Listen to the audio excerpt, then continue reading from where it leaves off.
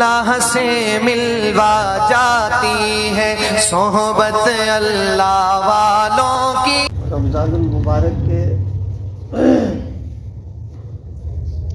زمانے میں دو عبادتوں کا خاص طور سے اہتمام کرنا چاہیے۔ سب سے پہلی بات جو ہے وہ تلاوت قرآن، قرآن پاک کی تلاوت۔ یوں تو پورے سال پوری زندگی اس عبادت کا اہتمام ہو، لیکن رمضان کے زمانے میں خاص طور سے دیکھیے، قرآن پاک میں خود اللہ تعالیٰ نے اس مہینے کا جو تذکرہ کیا ہے، جس کو کہتے ہیں اس مہینے کا تعارف اور پہچان کے طور پر جو بات ذکر کی ہے بطور خاص، وہ قرآن مجید کا تذکرہ کیا ہے۔ شہر رمضان الذی انزل فیہ القرآن، یہ رمضان کا مہینہ وہ ہے کہ جس میں قرآن مجید کو اللہ نے اتارا۔ تو رمضان کا تذکرہ پہچانوانے کے طور پر قرآن کا ذکر کرنا، یہ خود اس بات کو بتا رہا ہے کہ رمضان اور قرآن دونوں کا جوڑ ہے آپس میں۔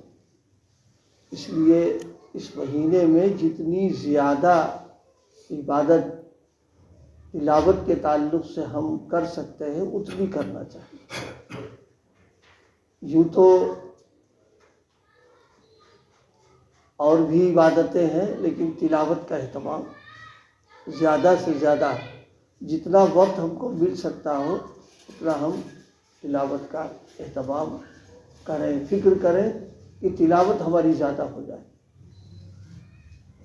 بہت سے خوش نصیب ایسے ہیں اس امت میں رہے کہ روزانہ ایک ختم کر لیتے ہیں۔ جو لوگ اتنی تلاوت کرتے ہیں، ہم لوگ سن کر کے ان کے بارے میں سوچ لیتے ہیں کوئی اور کام نہیں ہوگا، صرف تلاوت ہی کرتے رہتے ہوں گے۔ نہیں، اور بھی ان کی مشغولیات ہیں۔ اپنی مشغولیات میں لگ کر کے تلاوت اتنا ہوتا ہے کہ پورا قرآن بعضوں کا 15 بعضوں کا 10 پارے ہو جاتے ہیں۔ تو اس لیے ہمیں اس کی فکر ہو کہ اس ماہ مبارک میں ہم تلاوت کا اہتمام زیادہ سے زیادہ کریں۔ جتنا وقت مل جائے، جتنی آسانی کے ساتھ ہو سکتا ہو تلاوت، خاص طور سے اللہ پاک نے جن کو حفظ کی دولت عطا فرما رکھی ہے ان کے لیے تو بس اس سے بہتر کوئی مشغولیت ہے ہی نہیں۔ ایک تو تیاری اپنی وہ جو تراویح میں سنانے کی وہ تو کر ہی رہے، اسی کے ساتھ میں اس سے اور تلاوت جتنی ہو سکتی ہو اتنا اہتمام کیا جائے کہ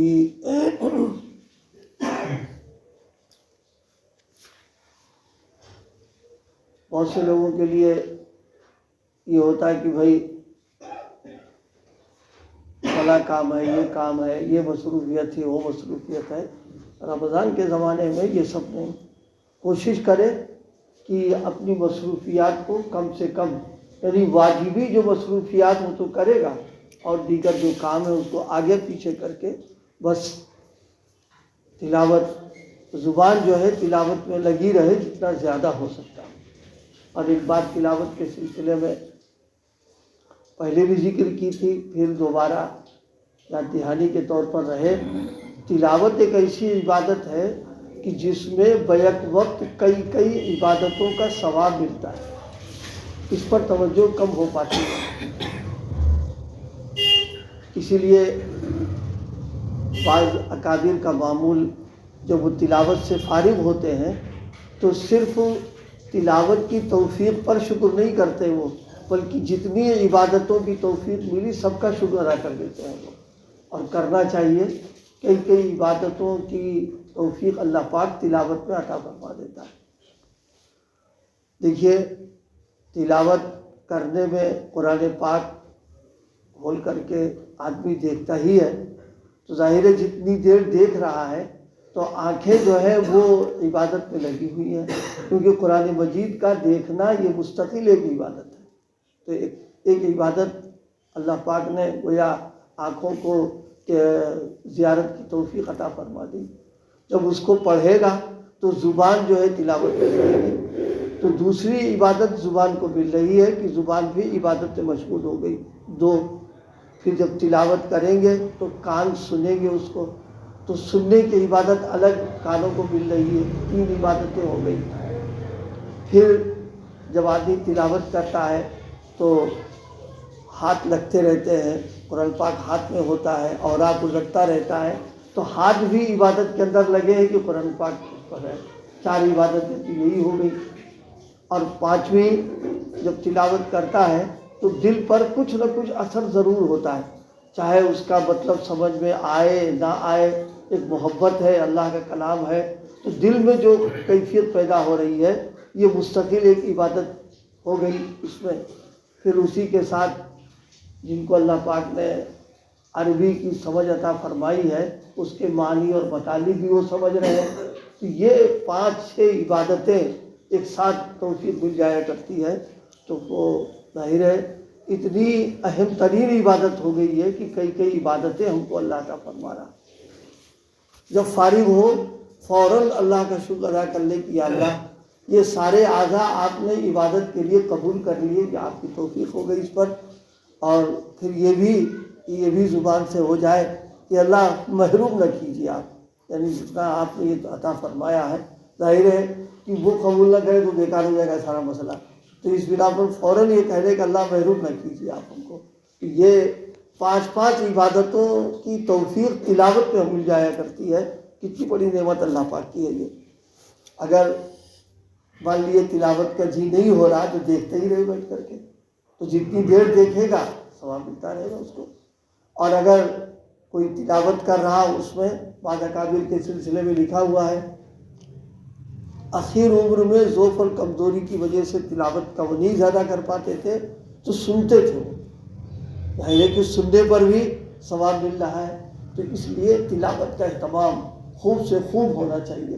بعض اللہ کے بندے پوری رات تلاوت میں لگے رہتے ہیں، اور واقعہ یہ ہے کہ اگر اللہ پاک قرآن کا ذوق عطا فرما دے تو پھر اتنی عبادت تلاوت کرنا کوئی مشکل نہیں، کیونکہ جب کسی چیز کا چسکا آدمی کو لگ جاتا ہے اور مزہ آ جاتا ہے تو پھر اس کے چھوڑنے کا جی نہیں چاہتا، پھر تو لگا ہی رہتا اس کے اندر۔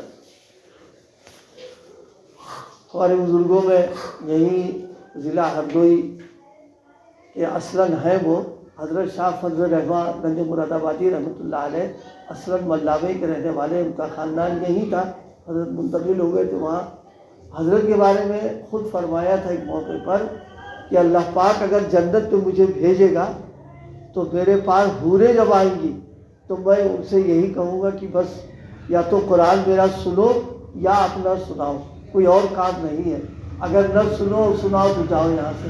اب ظاہر ہے یہ بات تو وہی آدمی کہہ سکتا جس کو قرآن کا تو جب جنت میں جانے کے بعد وہاں قرآن کے ذوق اور اس کا ان پر اتنا غلبہ ہے تو یہاں کتنا وہ تلاوت کا اہتمام اور کتنی اس کو لذت ملے گی۔ اس لیے بھائی اللہ پاک سے جہاں اور دعائیں کرتے ہیں وہاں 2 دعائیں مانگنا چاہیے، ایک تو کہ اللہ قرآن کا ذوق عطا فرما دیجیے اور قرآن کی فہم عطا فرما دیجیے، یعنی اس کی سمجھ عطا فرما دیجیے۔ یہ بہت بڑی نعمتیں ہیں، نبی پاک صلی اللہ علیہ وسلم نے بھی مانگا ہے، تو اس لیے تلاوت قرآن کا اہتمام جتنا زیادہ سے زیادہ ہم کر سکتے ہیں اتنا کریں، اس میں کوئی کمی نہیں رہنا چاہیے اس میں۔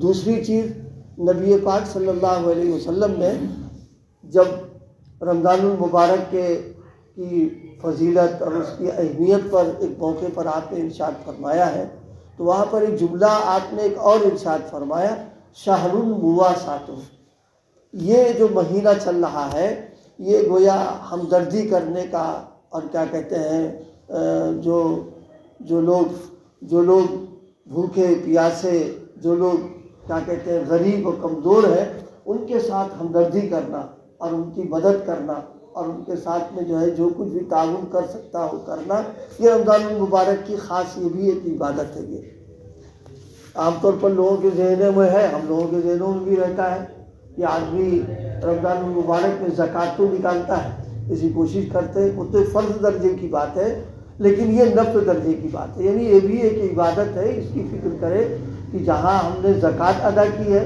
وہاں یہ بھی ہے کہ اپنی کمائی میں سے کچھ حصہ غربا، مساکین، ضرورت مند، محتاج، جتنا آسانی کے ساتھ کر سکتا ہو ان کو کرے، ان کو دے دے۔ یہ گویا شہر المواساتوں کا مطلب نکلے گا، ہمدردی کر دینا ان کے ساتھ میں۔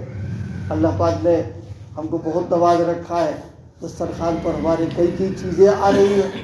ایسے بھی گھرانے بیچارے ہیں جو اتنا بھی نہیں میسر ہوتا کہ پیٹ بھر کے وہ کھا سکتے ہیں، تو ان کو دے دینا اور خاموشی کے ساتھ دینا، اور صرف یہ سمجھ کر کے کہ اللہ پاک نے ہم کو دیا ہے، یہ بھی ہمارے ساتھ شریک ہو جائے اس کے اندر، ان کے ساتھ معاملہ کرنا، یہ گویا رمضان المبارک کی ایک عبادت ہے۔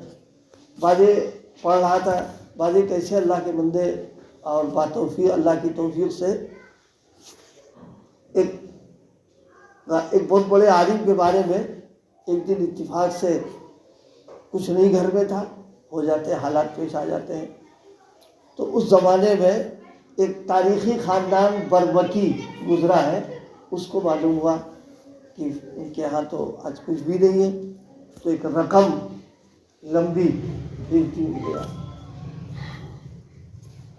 اس کے بعد ان کو آثار و قرائن سے معلوم ہوا کہ آج بھی گھر میں اس کے باوجود ہی فاقہ ہے، تو پوچھا کیا بات ہوگی؟ کہا فلاں ضرورت مند آ گیا تھا تو میں نے اس کو اٹھا کے دے دیا۔ یعنی اپنے اوپر جسے کہتے ہیں ایثار کرنا۔